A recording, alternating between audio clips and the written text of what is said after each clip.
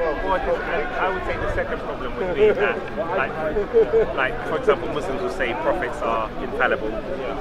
They're not prone to corruption, but then the scripture would be the word of God would be greater than the prophet, but the prophets can't be corrupted, but the word of God can be corrupted. So it's like they should both. It depends what your definition is on the word of God as well, because there's a belief that it could be power making the pen move on the paper, or an interpretation through a revelation. So it depends on how precise you're trying to explain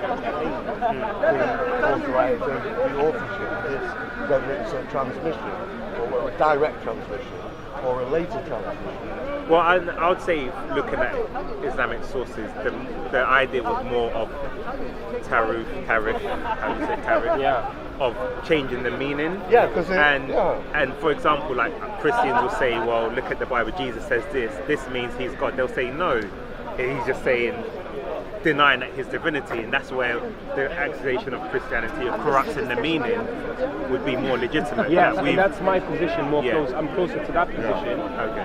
That there is an open. There's room for interpretation in the text.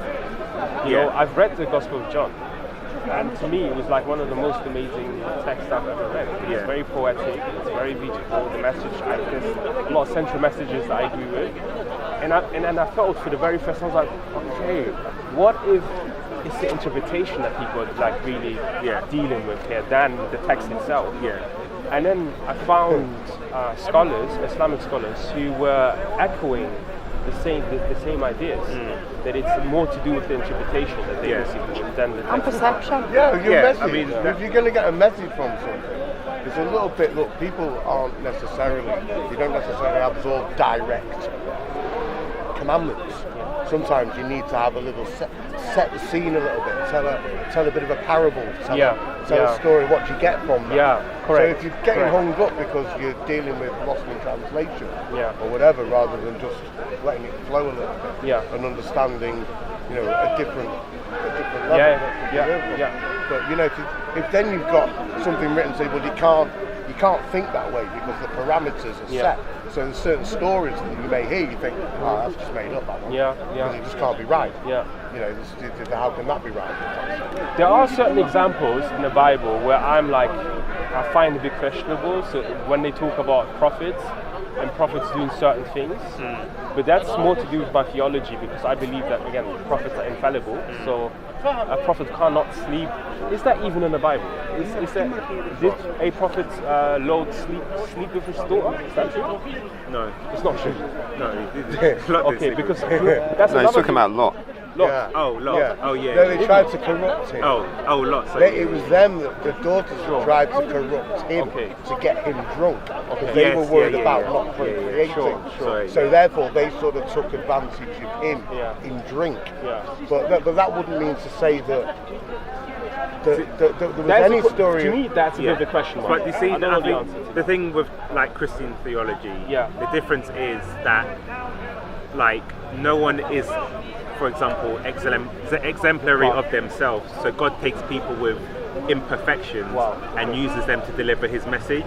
So the message is almost like you can never be on the level of a prophet in a sense because you're not perfect, but the Christian message would be like God could take someone like you and use you for his purpose to deliver a message. So it kind of gives the believers that hope that even though we are fallen and we make mistakes, God can still use us. So the thing about the prophets, the thing about the prophets is they were sincere. So when they made errors, like they were repentant. David, like repented of his error sleeping with someone else's. Yeah, but the merits of somebody like David, though, would outweigh that. Look what he would then have produced in Psalms and stuff like that.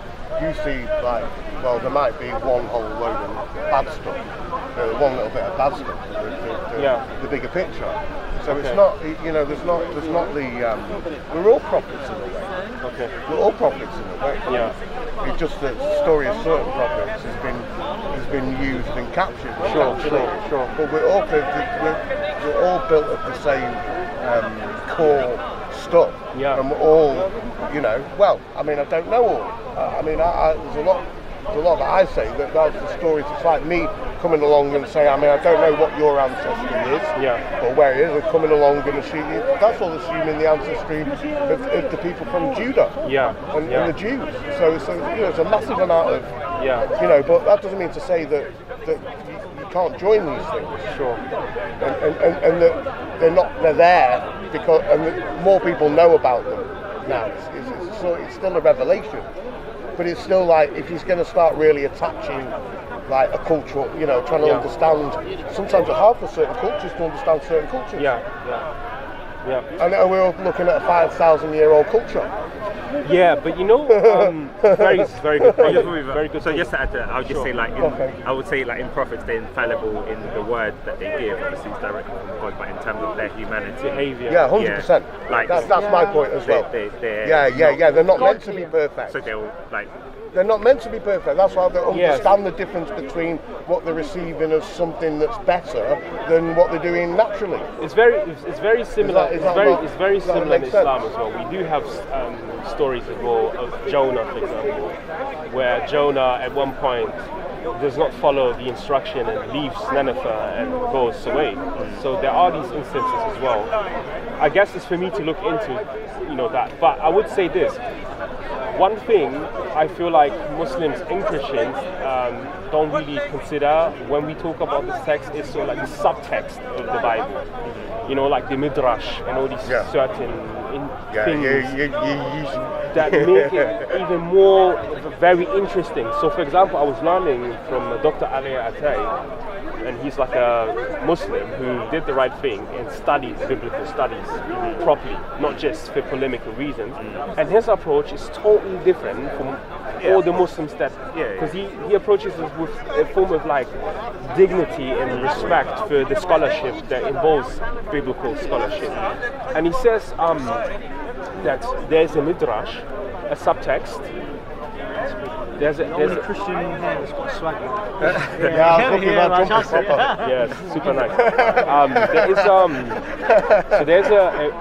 There's a verse in the Quran where God speaks about Queen of Sheba, and it says that when she went to see Solomon, she lifted up her dress, and because she thought that the floor appeared like water, right?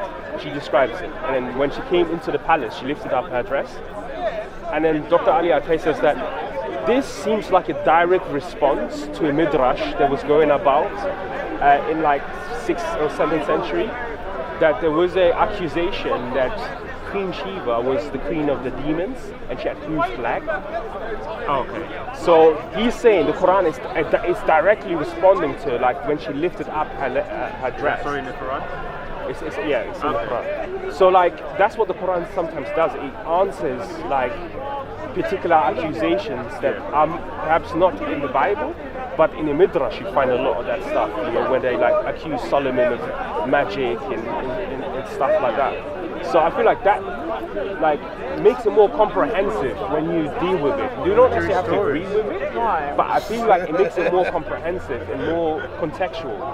Yeah, I would probably agree with that, and especially in the Quran where it says they write the scripture from and say this is from God. Yeah. So obviously, as Christians, we would reject the Talmud and the Midrash, and they'll say that's the oral tradition, whereas we would say, well, Christ, there is truth in the oral tradition, but a lot of it has been distorted as well.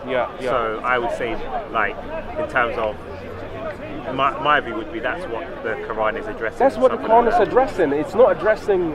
So it kind of goes with what you're saying, where there's accusations in it. So that was sort of my research when I was starting to get into it, and I was like, because people keep saying, the Bible's corrupted, the Bible's corrupt. I was like, what does that actually mean, the Bible's corrupted? What do you mean, the text is corrupted? What do you mean? Well, I don't think the word corruption in that thing, people only understand it since about 2004 when they were banging data, and you got that's corrupt. Yeah. They knew what the word corruption was. They knew what the word corruption was. It's just a new smear.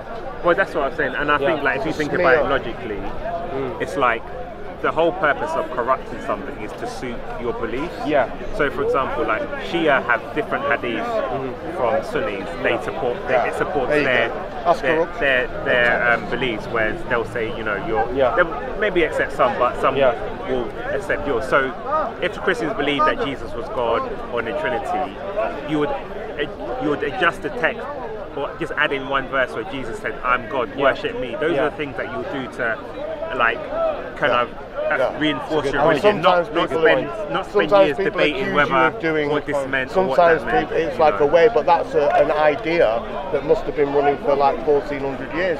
Oh, you corrupt this, so it's easy to say that about everybody. It's easy to say everybody they're corrupt. But the question is, and I've read this once, and I wasn't able to verify it. And I ran it through Hijab, and I said it to him, and he was like, "Well, I don't know about this," but apparently, the first person to have come up with the idea of like the biblical text being corrupt was apparently Ibn Hazm. Apparently before him, no one... How long ago is this? This is like almost 600 years after the Prophet. Okay, yes. Yeah. Because he was the comparative guy. It's understandable. It's understandable. So the early Muslims weren't even saying that. It's a byproduct of grading things and saying, look, what we're going to do is we'll filter stuff out. And then obviously you've got a way to understand what you've pushed to one side. And like, right, okay, well, so it breeds one, so you don't see it through. Sorry, tactically you have to see these things through. Otherwise they just manifest themselves, and then you find you're accusing whatever. But it must be the way it is because there was. Are you Bible scholar? Yeah, pretty much. I study a lot. I like a lot of all the books. You've got to study all the books. Yeah. I know you do a PhD. You've got to study all the books. No, I'm not doing a PhD. No, I've not done any advanced biblical studies. It's more like self. Or maybe it was the other guy. But yeah, it's true. It's the other guy, Josh. But I study it as opposed to not from a belief side of things, but as an understanding of the belief of other people at a basic level. And then from everything you can filter down then. And you can say, right, okay, I can see where the Venn diagrams, I can see where the similarities are and where the differences begin. But well, that's probably because you've got nobody forcing you to look at it from another angle. I believe that's to do with guy. me.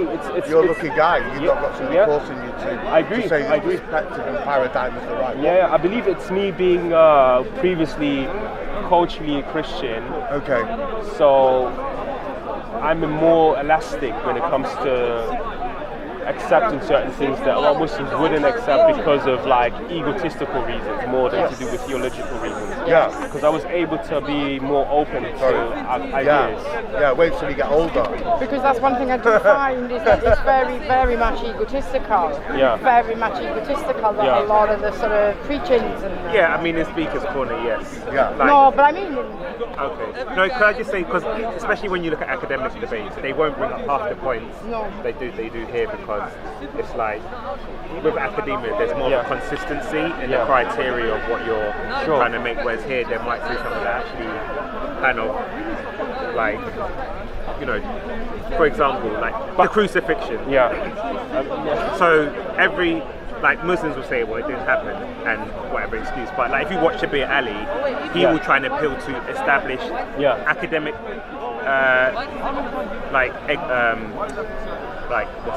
answers to that. So that there's the what do you call it? One what it's called, where they say Jesus was pierced. The replacement theory. Or he was. It appeared to be. Like where it's a very nuanced situation, and people don't realize how nuanced it is. It appeared. When I looked into it from the Islamic perspective, again, there are variations of beliefs of what actually took place. Some even say he was crucified. Some Muslims believe, some scholars believe that. And I feel like she's right in the sense that there are popular beliefs amongst Muslims sometimes, and that's popular beliefs about anything really, right?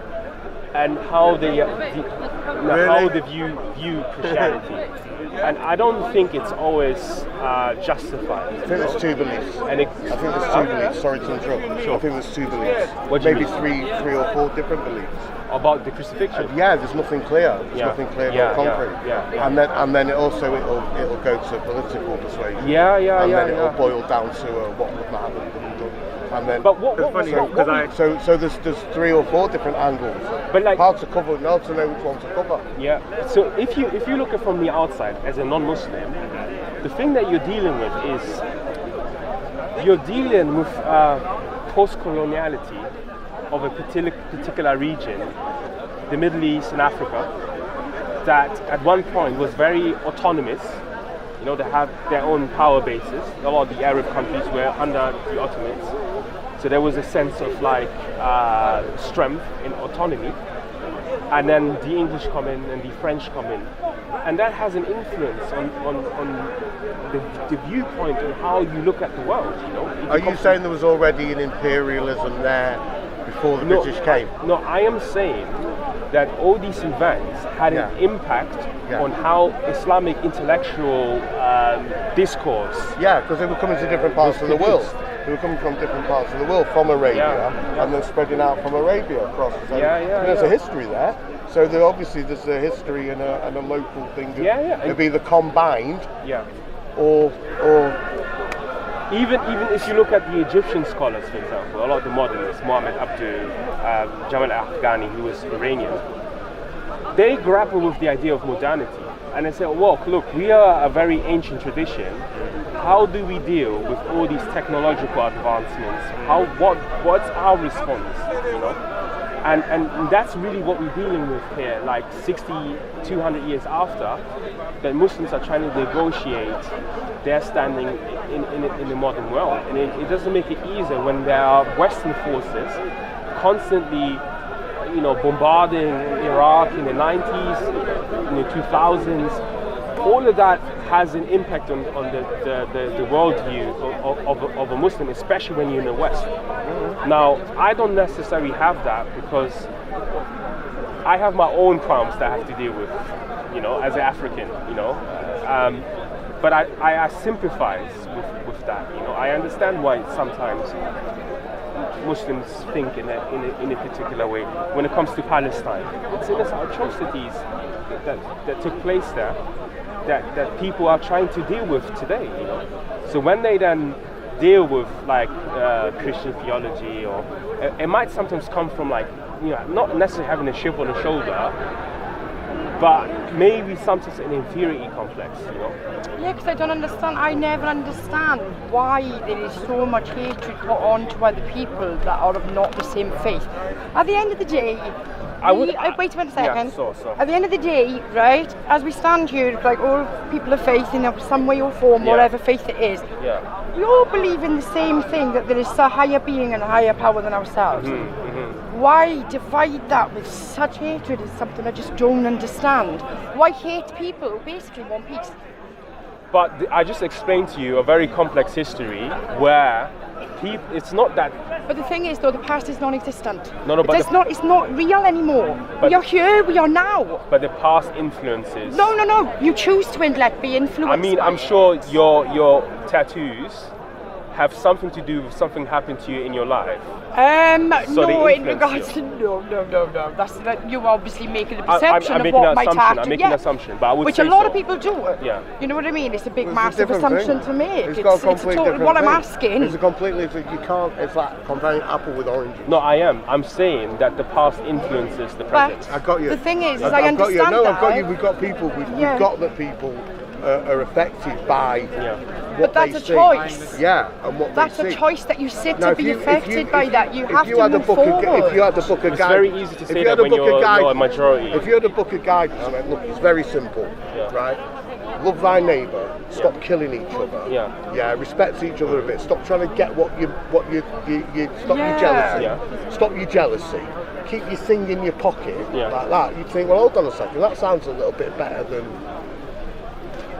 But the majority, we can agree right now here that the majority of Muslims in this country do. I don't want to generalise. I would rather not. Muslims are kind. Do you know what? I would rather not. People. I would rather not speak about people. I'd rather speak about ideologies. Sure, but we then, can do that. But then I think that the only caveat I would throw out with that was if we lived in a caliphate, how would we be treated? Because mate, I know, you know at the how moment, we'd be treated. I agree with what you're saying. I know how. But I feel like You see, well, even like, probably changed. for example, I feel like when you look at history, and if sometimes you have like good leaders, sometimes you have overzealous leaders. Yeah. But I feel like the people who seem good wouldn't speak up against a overzealous leader if you were in a caliphate and mistreating people as well. They would, you know what I mean? But there's a lot of like, obviously we talk about hypotheticals now, right? We're saying, how would the caliphate, khilafah look now? No, how would it look like? I don't know. Or if we're under the Sharia, like you don't know. You don't know. I don't know. You don't know. You don't know. I don't know. You don't know. I don't know. Close your eyes. Close your eyes. No. Right. Do a thought experiment. No, we mustn't simplify stuff. If you look at history, we have examples. So we can look at history. There was a khilafah. There was Christians underneath, there was Jewish underneath. Sometimes, like you were saying, there are situations that were very bad, but then there's also very excellent examples. You know? Why should anybody be underneath under anybody? Just explain that one. What do you mean? Why should anybody be underneath anybody? You're underneath someone right now as you speak. Like for example, do you think? The British Crown. Am I? The Parliament. And just an example, like for example, if they've not got hold of me, if Afghanistan or ISIS or whatever. Why are you using ISIS? But let me just make my point. Because what I'm trying to say is, if let's say you were in a caliphate and you had a good leader, but then someone came in that was more closer to them, would people like the Muslims be demonstrating against them to say, oh, no, this is wrong, or would they be like, okay, this is... Depends on the credentials. Most certainly. It depends on the credentials. You know that the majority of victims to ISIS are Muslims themselves. Yeah. You know? Yeah, it's Muslims. It's not any other people. It's the Muslims who speak against them. Terrible. I have friends that have death threats by ISIS, Muslims, you know. So I think what we have to do with the conversation here is not to look for faults, it's to look at how we can coexist. Which is what the question I asked about the hatred. Yeah. Which was.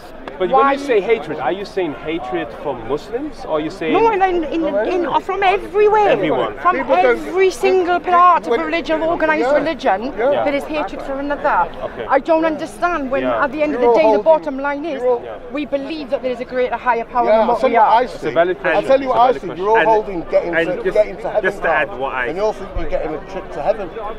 And just to add to what I said, just to make it a bit more give a bit more clarification. For example, Muhammad Hijab will say that he believes, I think, apostates being expelled from the country rather than like being executed. Yeah. So it would be a case of his argument would be, well, if you're in an Islamic state, then abide by the rules.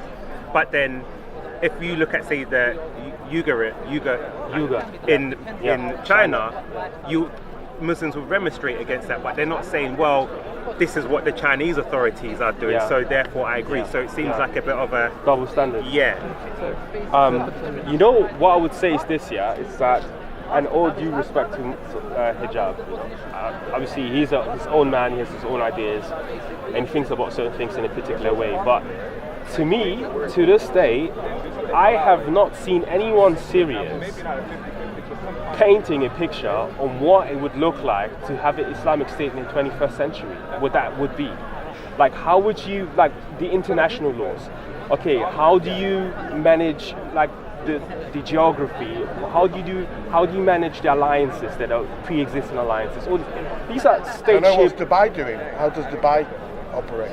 Dubai, that'll probably be a model they went very, to. very international. They probably go to a model like Dubai. Yeah. So I don't know how. You know what you're getting into if you go into it. You know, it's like saying me doing a hypothesis of like what you would react as a prime minister. I don't know. You know what I mean? There's this very good book, if you guys are interested in this stuff. It's called The Impossible State by Wali al-Haq, and he discusses the situation that there are certain beliefs about how states should be run that are very obsolete and would not be able to keep up with the modern way on how stateship works. You know, we have this in the 50s with the Arab nationalism. They were trying to rally Islamic territory around Arab people. our Arab identity. Old school. You know, and it didn't work. It just simply didn't work. You know, there was crowds between each other. So it's international.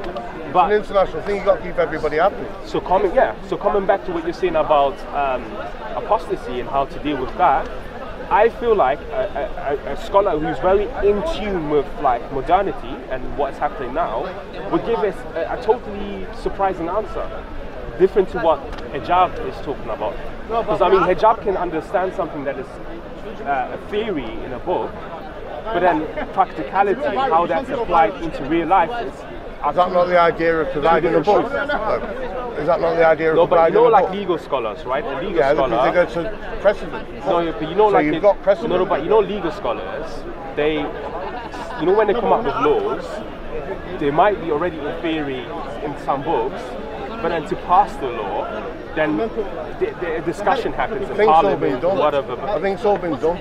What do you mean? There's a system in place, isn't there? No, but there are constantly new laws that come up. Yeah, but and the judges take care of it. It's already in place. Yeah, but there are discussions around and considerations around many things. So it's not just you can sit in your house while on YouTube and be like, oh, if there's an Islamist. So it's quite scary then that laws can come into power that are hundreds and hundreds of years old and effective today. No, you can't make those effective. I mean, today. You can't make them effective today. But they could. That's what he's. You can't make them effective. But there are certain truths. There are certain truths. Yeah, but you can't make them effective today. They won't work. I hear that, but there are certain truths that are still true from 100 years ago. They didn't change much, you know. No, but time has, and we have, and evolution has happened. So therefore, we are in a different time and space. Like I said, history. We can look at it and we can learn from it. But therefore, you can't compare today to that because we don't match. I'm not comparing it. I'm just saying that there are certain things that we today hold as valuable. People 100 years ago hold as valuable as well. Yes, but wouldn't that kind of put a kind of deficit on Sharia if you're saying there's a sort of a struggle to deal with the how to bring old it into laws and modernity? No, but Sharia isn't like this fixed thing you can go and then like, oh, this is the book of Sharia. Oh, I don't know. Rule you number go one. tell a judge that. No, I'm saying. You go tell a judge that. No, They'll go, no, hold on, it's here, this here, is, here. No, this here, is, this book, that no, book. The nature of law, any law, yeah, this is not how it functions. You don't go into a law book and it's not like, no. Yeah, you do. Yeah, you do. Yeah, That's you what do. you do in British law. Yeah, you do. Yes, that's what it is. You It's do. black and white. It's grey. There's no grey. Yeah, it's definitive. It's part of the line. This is why. No, this is why. So how do you? I'll match you on great knowledge how on do you this, see fella. Laws are derived based on principles. Okay, there are certain principles that a society... Real principles that have happened. Yes. Using those as an example. An example to being that a you law have a one framework. So then what you were saying earlier on just didn't... interpretation. There's flexibility so in interpretation. we agree. So I'll say they're based upon principles. So you can't... there is not a book that's called Sharia. Okay? The Sharia is based upon the Quran. Yeah, we know that. Come on, it's basic. So laws are derivatives of principles. So that makes it more open to interpretation and how to apply these things. No, because your source material... I'm talking from the Islamic perspective. Yeah, but it's like from the Islamic, because the source materials are non-negotiable. No, that's not true. Really? No, that's not true. Really? That's not true. Really? That's not Have true. you got your Quran? Have you got your Quran? Have you got your Quran? Like, what would you consider as negotiable? MashaAllah. So basically, sorry. It's non-negotiable. No, it is. So for it's not. So for example, it's the seal of the ever check. For example, we know examples. These are Please. Sufis.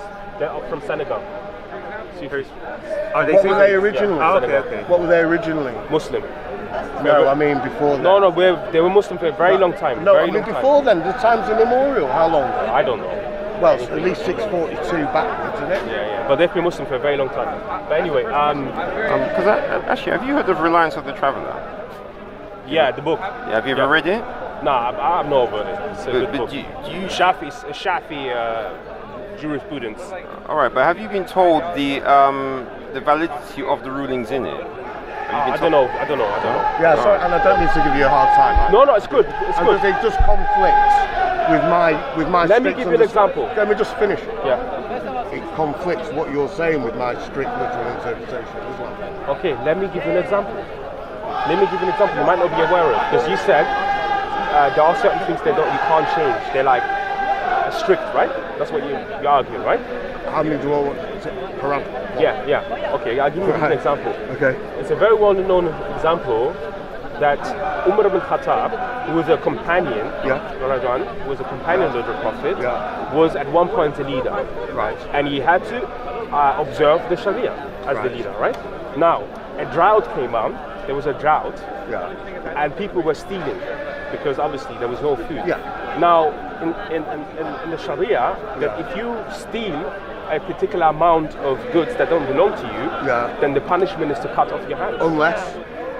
Unless. What do you mean unless? So there's a parameter. Right, first of all, there's a rule for believers and not believers. Punishment. No, but we do different punishments. So why are we doing this? Because you give me half an answer. No, I'm not giving you half an answer. You give me half a story. No, let me land. Your argument was that there is no mitigating. No, but what I'm saying to you, you're only giving half a story. That's what I'm saying. No, you said before that. I'm answering you. You said before that there is no mitigation in Islamic law. I never said mitigation. No, mitigation meaning there's no change. No, mitigation is explanation for the reason for offending. No, that's what mitigation means when they. No. Mitigation means explanation. Do you want to get the definition of mitigation? Yeah, go on. And I'll give you I'll get an A+. Mitigation is explanation. It's like mitigating circumstances. Is when you, for the behaviour. Litigation is Let me speak. Let me double check. Mitigation also means to negotiate. No, it doesn't. Negotiate means yes, to it does negotiate. mean that. Mitigate can also mean to lessen. Also, mitigate can mean lessen. Yeah, it means to. The action of reducing severity, seriousness, or painfulness of something. The action of reducing. No, but mitigation and law means something else. Yeah, mitigation circumstances means you go. It means to negotiate. No, it doesn't, mate. Something that causes you to judge a crime to be less serious or to make a punishment less severe, and that's what I'm talking about. Did you use the word lesson? No, that's what I'm trying to. No, hold on. That's what I'm saying. I'm talking about mitigation here. Carry on, relax. First of all, relax. Because Umar ibn Khattab, there was a punishment. He allowed stealing. Which is mitigation. There was a punishment for stealing, and he said that because of the drought, that punishment does not apply. That's clear mitigation. That's suspense of a law that is written. You can do that to save a life. Yes, but that's held in the power. That's held in the power. That's held in the power of your leader's hands, isn't it? It's not held a power that's held by every single person. The original thing. So therefore, what has that to do with the conversation? So therefore, hang on, the analogy's wrong. No, but what you said, I just poor. You understand what I said, help right? him. It might help him, but he knows me. Yeah, exactly. Huh? No, do you remember? I just responded to them. They were saying very, very confident. I'm not Let's a rewind. Let's rewind. Let's rewind. Stop pointing at me, mate. Okay. Let's rewind. Okay. It's all good, isn't it? Yeah, of course. Earlier you were telling me to relax. You're telling me to relax. I ignored that. I said I don't bother about people. It's about ideology. You know. So you're getting upset? No. You don't have to tell me to calm down. It's all good. Yeah, let's continue anyway. It's all good. But all I was saying is that earlier, again, I don't want to point to him. He was saying that you can't change laws. Okay. I just gave you an example that you can. Okay. Depending on for the time frame, depending on the circumstances, depending on the leader who is over. Things you can't change, which are corrupt, which are true. And then you told me about something to do with. No, but we're talking about apostasy laws.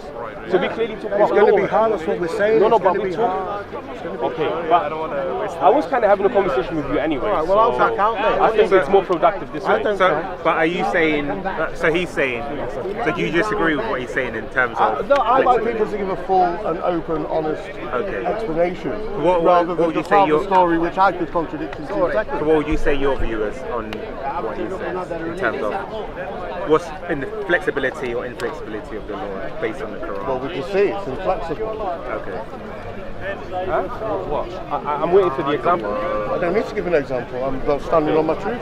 It's inflexible. What 2 words?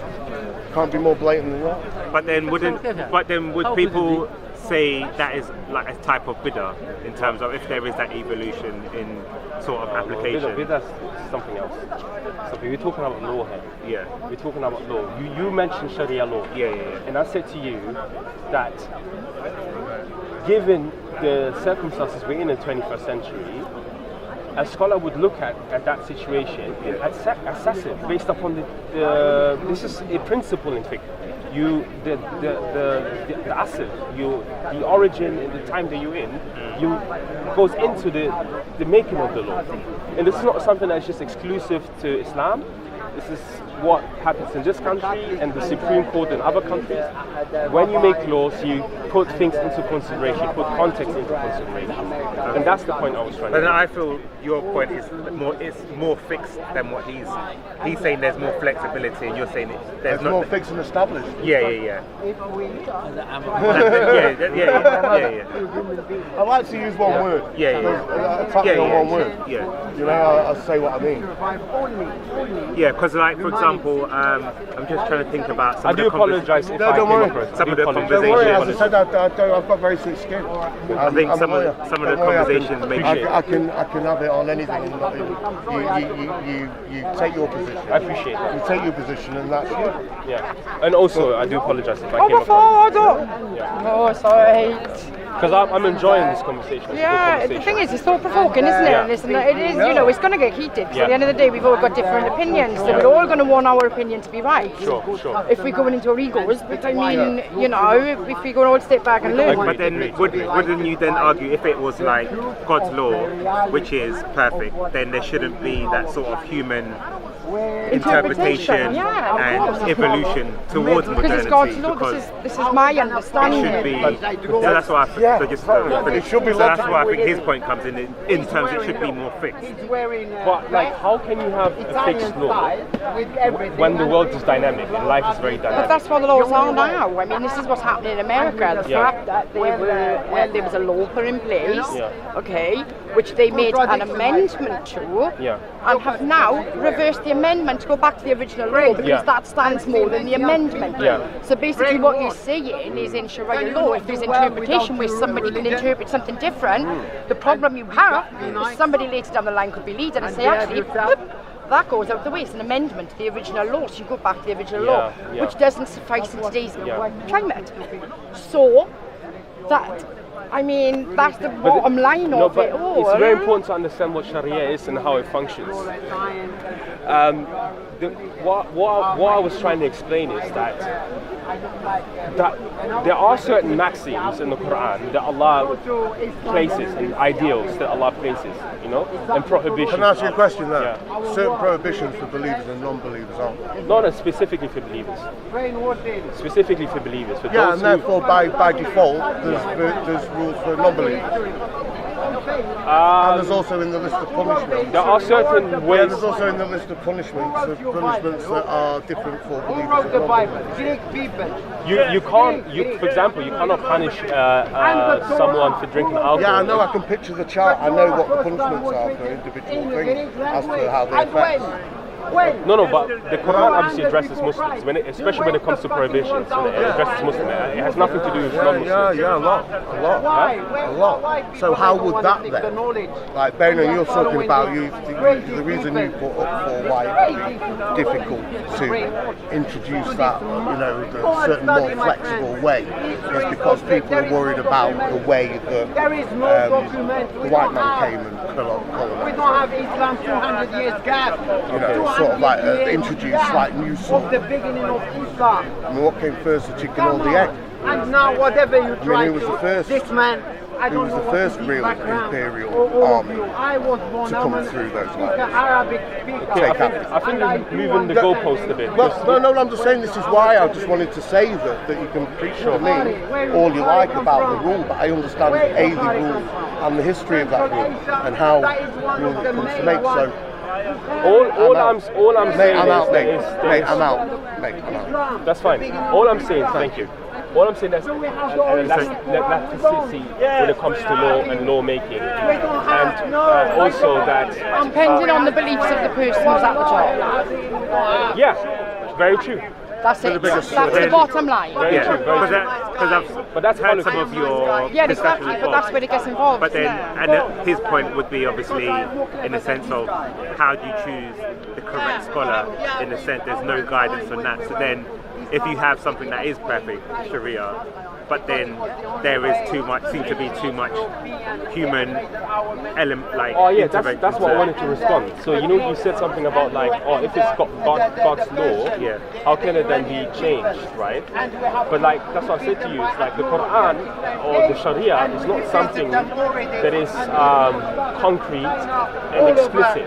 It's not. Which makes it dangerous. No, the reason why it's not concrete and explicit is because there has to be room for interpretation, because there can be changes depending on the views. Circumstances. It depending on the views and the interpretation of the person at the top who knows who are you trying to rule? But what's what's the opposite of what would you say is the opposite of that? What would be the best way to? This is everyone is subjected to the same thing that you're talking about. Yeah, exactly. But I mean, we're going into a politics line there. That's the problem there. Which, to be honest with you, I don't really want to kind of go down. It's a different topic. I think the argument self-governance. I think the argument against that would be that or multiple governance with everybody with different.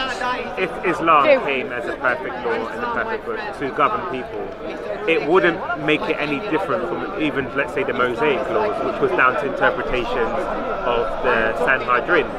So if Islam came to supersede it, in effect it hasn't actually superseded some of the sort of issue. Maybe the laws are different. I don't know if I would have said that Islam came to supersede it. There's this belief that we believe, that Muslims believe, that each nation has its particular Sharia to follow. So I don't think it's about being better or superseding. But the point I was trying to say to you is that it's very much like an American concept that each state can basically make its own laws. Total unbelievers. Depending on religious belief levels, it depends on how lenient or extreme the laws are. That's my point. That's my point. No equality. So this is what he was saying. So there's no consistency across the board. No equality. Well, there is, but how is there consistency if two separate states run two different laws? It wouldn't be two different laws. It would just be exemptions or interpretations. But that makes it two different laws because there's two different interpretations. The source is still the same. So I mean, we look at America at the moment as an example, with the law at the moment, with pro-life and being able to have a woman freedom over the choice of her own body. You look at those examples, that's two different states where they've got two different religious views with different interpretations of the same book.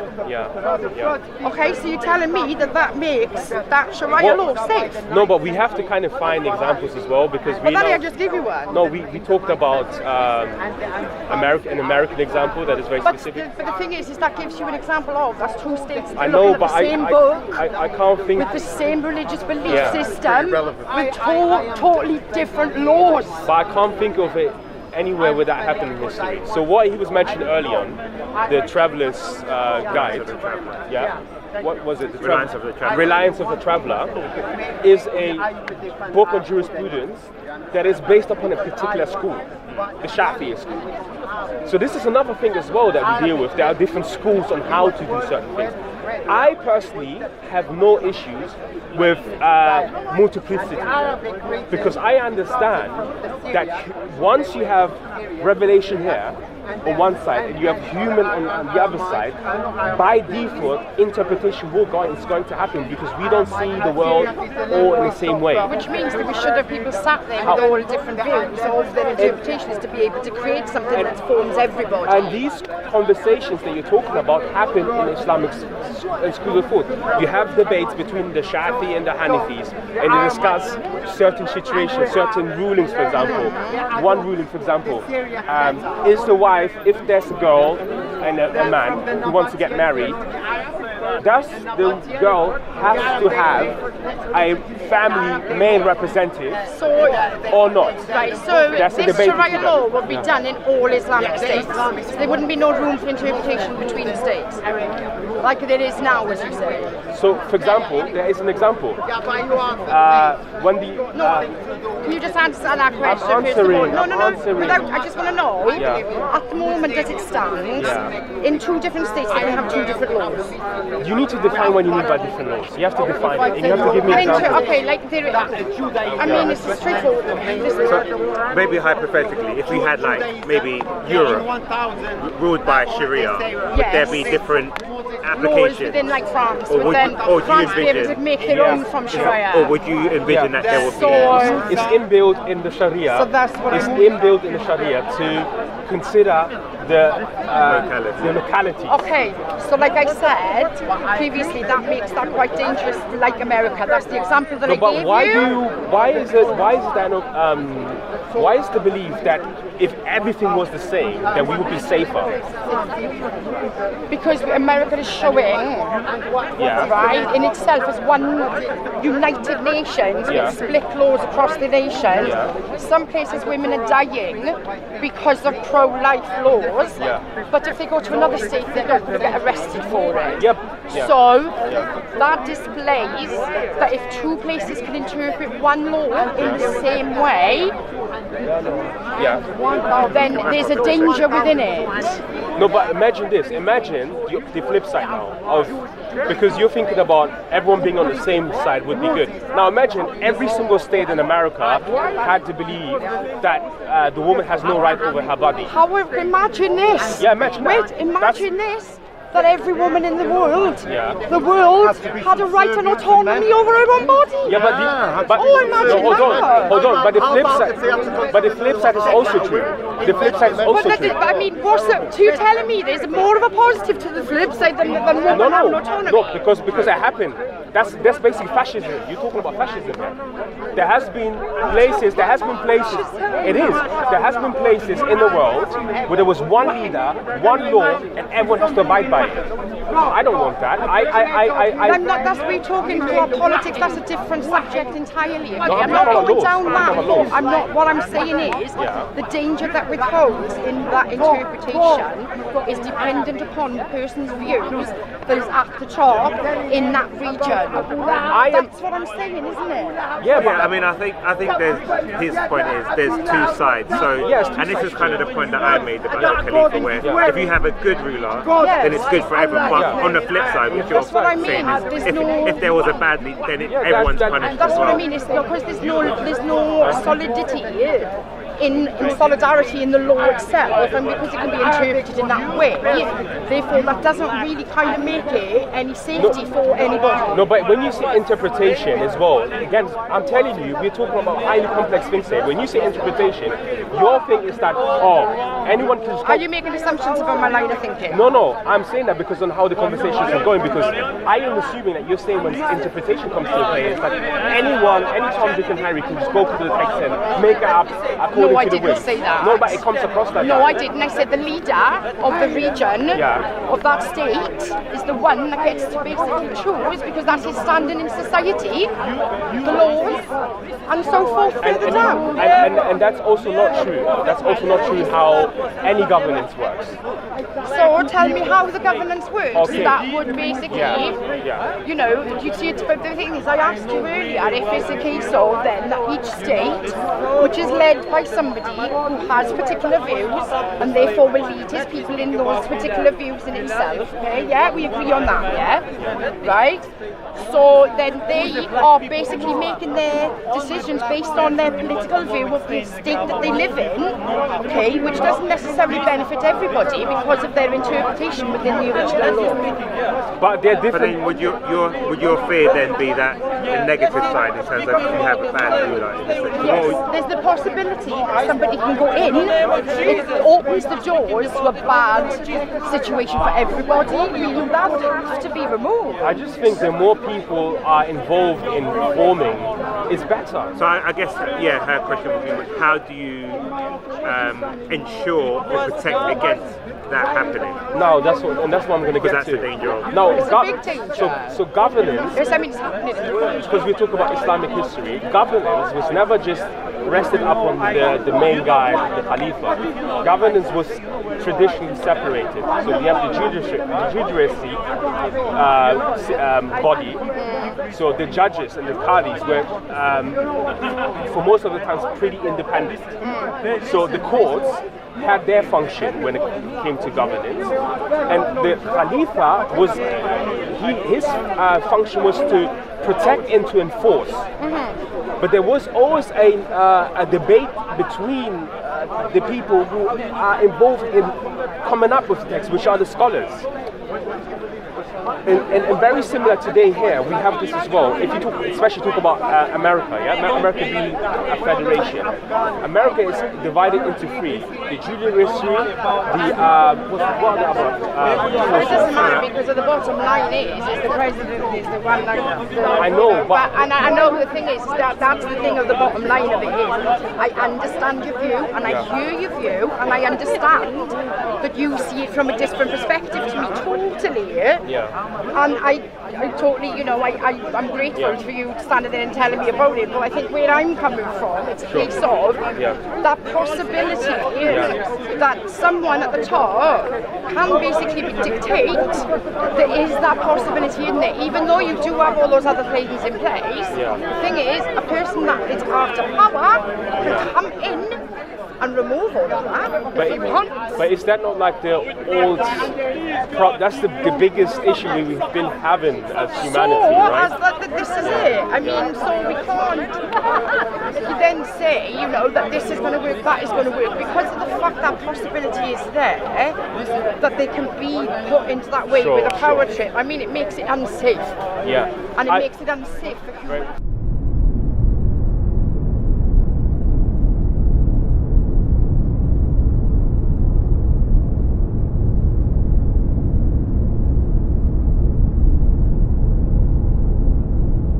Israelites will return to take down Islam.